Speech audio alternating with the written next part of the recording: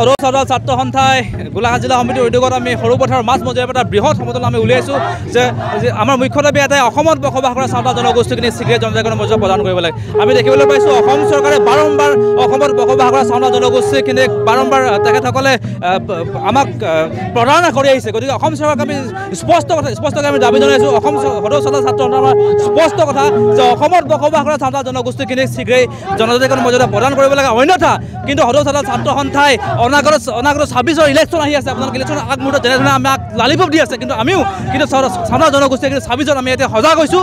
আমি লালিপপ আমাক নালাগে। আমাৰ স্পষ্ট কথা, যদি আমাক জনজাতিকৰণৰ মৰ্যাদা প্ৰদান নকৰে আমি কিন্তু 26ৰ ইলেকশ্যন বৰ্জন কৰিম, অন্যথা আমি বেলেগ ব্যৱস্থা গ্ৰহণ কৰিম।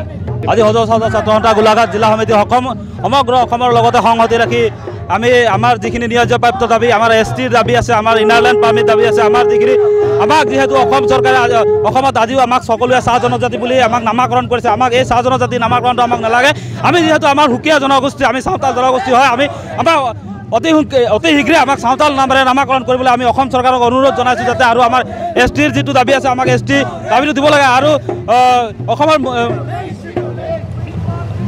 অসমৰ মুখ্যমন্ত্ৰী ডাঙৰীয়াই কৈছে যে বাগান এলেকাত থকা যিখিনি আদিবাসী বা চাহ জনজাতি বা যি চাওতাল মানুহসকল আছে তেওঁলোকক মাটিৰ পাট্টা দিব, কিন্তু আমাৰ যিখিনি গাঁও অঞ্চলত আছে আমাৰ চাওতালী মানুহসকল, এই মানুহসকলকো যাতে অতি শীঘ্ৰে আমাক মাটিৰ পাট্টা দিয়ে আমি তাৰ বাবে অসম চৰকাৰক অনুৰোধ জনাইছোঁ। ধন্যবাদ।